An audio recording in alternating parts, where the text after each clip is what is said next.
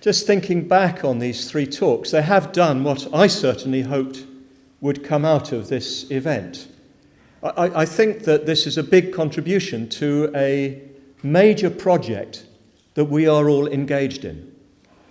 Most of us come from what are broadly called Western cultures, pretty diverse. Quite a number of us here, quite a significant number, come from India, which is a very different kind of culture, a much more traditional and not at all Christian-based culture. I'm just going to take my hearing aid out. Oh, that's better. But we're all faced, whether Indians or those of us from Western cultures, with an unprecedented historical situation. We come from cultures which had a strong sense of another dimension. In the Christian West, it was God. In India, it's gods. 33 crore, which means 33 times 10 million. That's the number of gods there are, and counting. We all come from cultures, traditional cultures, with a strong sense of an ordinary world, a world of the physical experience, and another world, a divine world.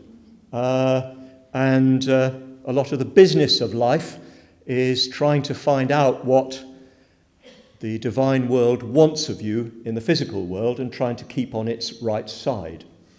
I say that Hinduism is a form of cosmic corruption.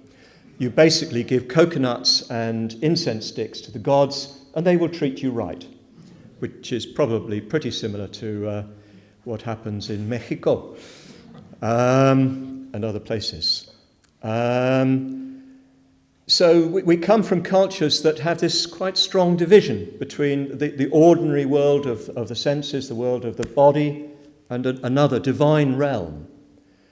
What's happened in European culture, which has spread worldwide, and of course it doesn't affect everybody, but it affects the major intellectual currents and the major cultural influences, is that God has increasingly been taken out of it. Good riddance, frankly. I remember the great relief I had when I was 15, when I decided that I didn't believe in God anymore and felt immediately better. Good riddance. And in India, I know some of my friends have said how great a relief it was when they kicked out Vishnu and Shiva and took responsibility for themselves. That's Dr. Baba Saheb Ambedkar's great contribution. But what are we left with? We're left with just the body and the senses. We're left with, the same universe, so to speak, but bereft of its noumenal dimension. And it makes the world into not even Marks and Spencer's, far worse than Marks and Spencer's, Tesco's. That the universe just becomes a consumer item. And this is not too great a metaphorical exaggeration. In India, it's increasingly becoming big bazaar. This is what the world reduces to. And human life becomes a very disappointing affair indeed. So we've taken God out, but we've taken him out from a world that was, a conception of the universe that was formed with a God in it. So it's a universe without another dimension. And I believe that what we're trying to do, and what we've been more consciously trying to do of late in our order, and especially during this convention, is trying to find a language, trying to find media for discovering, for revealing that other dimension. That other dimension conceived not in terms of an eternal being, not in terms of any kind of eternity, but not a universe that is nihilistic, that is merely material, merely about shopping. We're trying to discover a way of experiencing the Buddha that sort of fills the space left by God, but not with God, not with an alternative to God, in the sense of a kind of God by another name. I got quite a shock when Bhante, in my conversations with him that were eventually published as Revering and Relying on the Dhamma, spoke of the Buddha as the God who did not create the universe.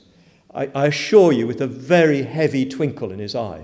Can you have a heavy twinkle? Anyway, a very lively twinkle in his eye.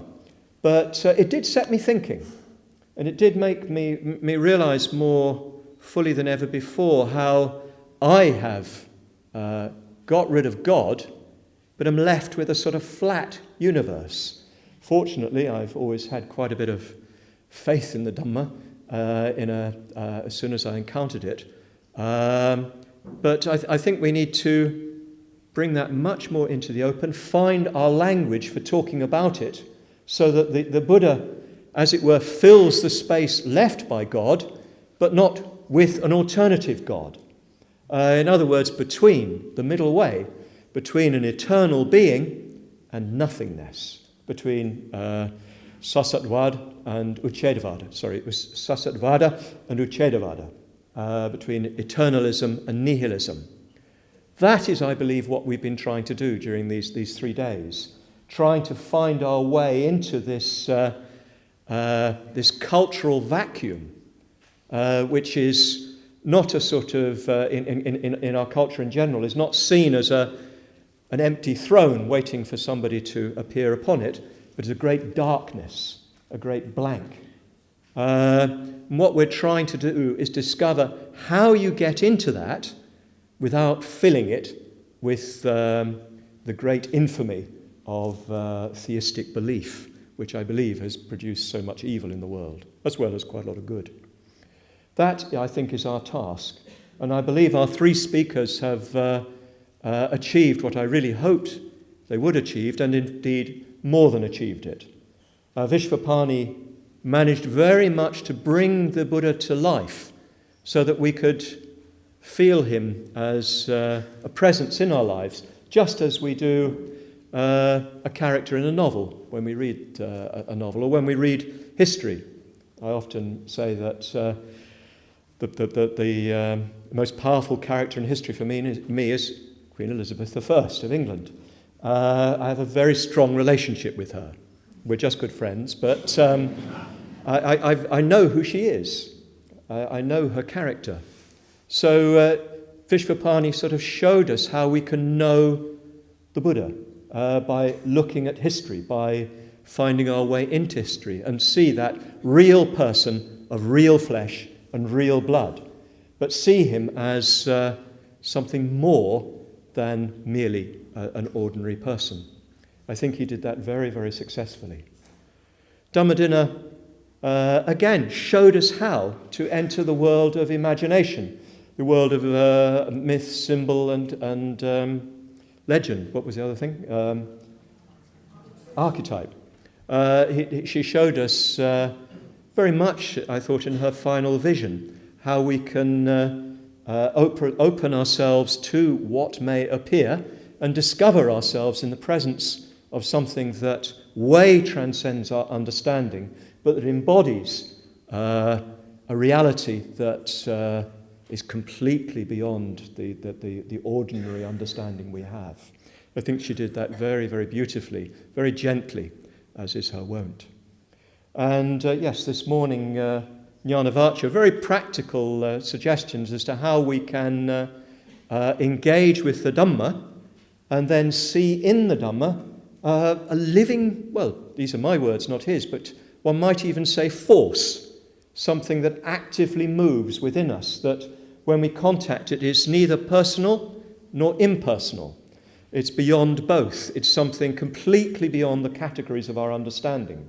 But we can approach it by studying the Dhamma, by engaging with the Dhamma in this very, very vivid, very intense, very committed way, because we have real, urgent issues to resolve. So I'm very satisfied indeed with this process that we've engaged in, and that Ratnaguna then helped us to, and it's helping us further with practicing in a very practical way, very pragmatic way. I don't know how the groups have gone, but I'm fascinated to hear what's coming out of that, because my sense is that we're at the beginning of a very, very important process that is really nothing less than the future of our planet. If this planet is to continue, it needs a contact with what goes beyond us as mere humans that is not thought of in eternalist terms, but at the same time fills the void that the nihilist perceives. I think that unless we contact that, unless we, in other words, contact the Dhamma, contact the Buddha, I don't really see there's a lot of hope. And to me it seems that the collective enterprise that we're engaging in is the experience and articulation of what the Buddha and Dhamma mean in this modern world, whether it's in England, in Mexico, in the United States, or in India. Wherever it is, we need to articulate what that is in ways that relate to our fellow citizens, our brothers and sisters who are mired in this materialist and nihilist universe, even whilst believing in the most extraordinary fantasies. We need to find ways of articulating for them. We can only find those when it's alive for us in an articulable way that doesn't merely re-employ in images, concepts, notions derived from the Buddhist past, but that very much live within this modern world. So I'm really pleased that we've taken this task on, head on, that we've taken it on quite consciously. Of course, we've been doing that for years and years and years, but I feel that during this convention we've been, and especially during these talks and this process, we've been taking a further step, which I hope will go on and on and on, and end with something that really is able to challenge the power of the materialist myth and the power of the theistic myths, wherever they are, that has the same sort of compelling conviction that they have, and that therefore can bring the ethics that are required, the fellowship that's required to help us to survive this century and live into another. So thank you very, very much indeed, Vishvapani, Dhammadina, and Jnanavacha, for 3 excellent talks. And thank you very much indeed, Ratnaguna. You haven't finished your job yet, but for what you've done so far, and I'm sure what you will do now. Thank you very much.